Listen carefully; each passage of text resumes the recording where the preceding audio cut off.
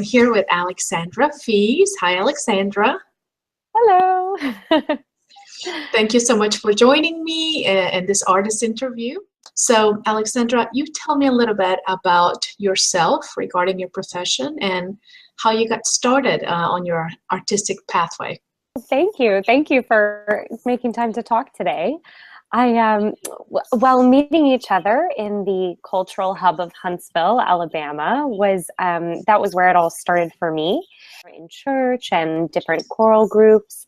And one day I said to my mom, I was like, she said, what about private lessons? I was introduced to vocal performance at Ars Nova School of the Arts. I quickly realized that it encompassed so many of the things that I love, foreign language and poetry and science and history. And I think all of those things, I thought, well, let's just do that. Let's pursue opera, where we can enjoy all of those different elements together in one life. So talk to me a little bit. So you were at Ars Nova, and that's where things just kind of began for you. But you ended up in New York. So how did that happen? Yes, well, Dr. Beasley was very instrumental in helping me develop who I was as a person, as an artist, and as an artist between the ages of 14 and 18. And then she and I went to New York together to look at some different schools and audition. And I ended up auditioning and getting into Mannes College, the New School for Music. And I was very drawn to that college in particular because they think outside the box, and they're very, it's a part of the bigger New School. And I felt that I could learn all different kinds of studies there, not just in music. I also took several poetry classes and social classes, history classes. And so I got my bachelor's there and my master's of music, and graduated in 2014 with my master's.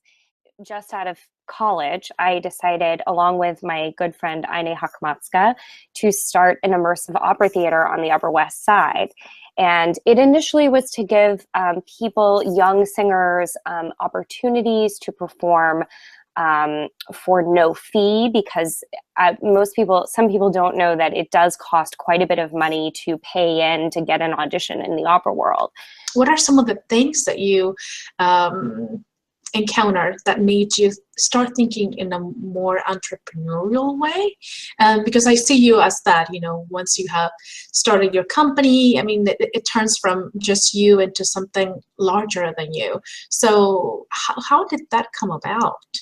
I think that feeling of being connected to something larger than just me was very important. And also, when you sing in an opera or a musical theater or a play, you really have only creative control over your part. And often I felt kind of helpless in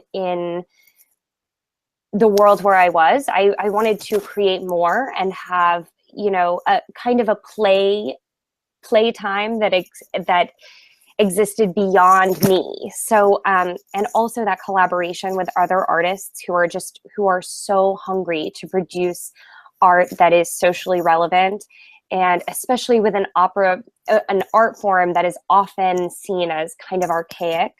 And I feel that opera is very relevant. All the emotions that we feel every day are always represented in that art form. And so it was really a sense of wanting to bring more to the world of opera. I felt that I only had so much that I could do as a singer. And I felt that just to really want to collaborate on a bigger scale.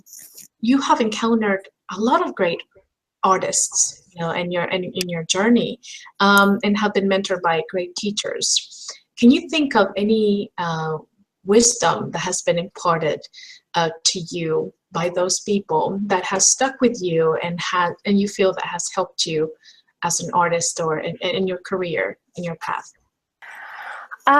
Well, most recently, one of my greatest mentors, kind of an unexpected one, said to me, it's a 60-minute game, meaning, and this was told to me after the Super Bowl by my father, who is a big football lover. And he has been such a huge proponent of me exploring my contribution to the art form. And he, you know, watching that Super Bowl game and watching the Falcons were just about to win, you know, and there was some guy out there who put $1 million on the Falcons winning. And for, you know, 45 minutes, 55 minutes, this guy must have felt like, oh, it's in the bag. We're going to win. And then just at the end, the Patriots came back and we couldn't believe it. It was just like, who knew? And I texted my dad, like, this was crazy. Like, how did that happen? And he said, you know what? It's a 60-minute game and it's never over till it's over. You never know what's going to happen. And you just have to keep putting your best foot forward and challenging yourself and challenging the things that you think to be true. And who knows what can happen. I don't know if you have personally encountered any blocks, like mental blocks or emotional blocks, spiritual blocks along the way. How do you, and it's kind of like a two-part question. So, you know, why do you keep coming back? And if you have encountered some blocks, you know, how have you overcome them to return to, I guess, that happy place of creating art? When we give so much of ourselves to art, it's not a 9-to-5, it's a 24/7 gig. It's something that everything you consume goes into your art. So I really try to be diligent about waking up each morning and writing in my journal. I try to have a good bit of self-awareness to really look at what I'm going through each day and to self-talk to even if on the periphery of my mind I'm not sure what should come next, I fully dedicate myself to hopefully the muse is going to come in last minute and help me get through that. And that happens way more than I deserve.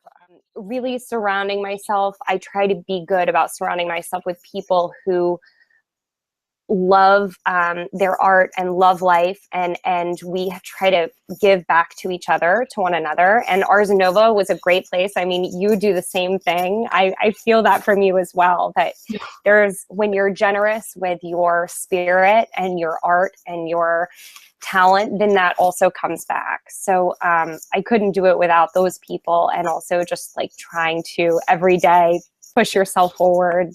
Sticky notes on the mirror in the bathroom, I think always help. So yeah, that I would say all of that. So, you know, here to kind of close our conversation, which, you know, thank you so much again for your time, and thank you for guiding me and leading me through this journey, your journey as an artist. What wisdom would you give your 15-year-old version? Oh my gosh, my 15-year-old self was crazy. I think I'd just tell her to take a few deep breaths, maybe. Yeah, what the wisdom I would give, you know, I think the best wisdom I could give is to hold on to intuition and hold on to the artistry, you know, and the things that make you unique. I think some people will in life try to conform you into being what they feel is successful or they feel is right.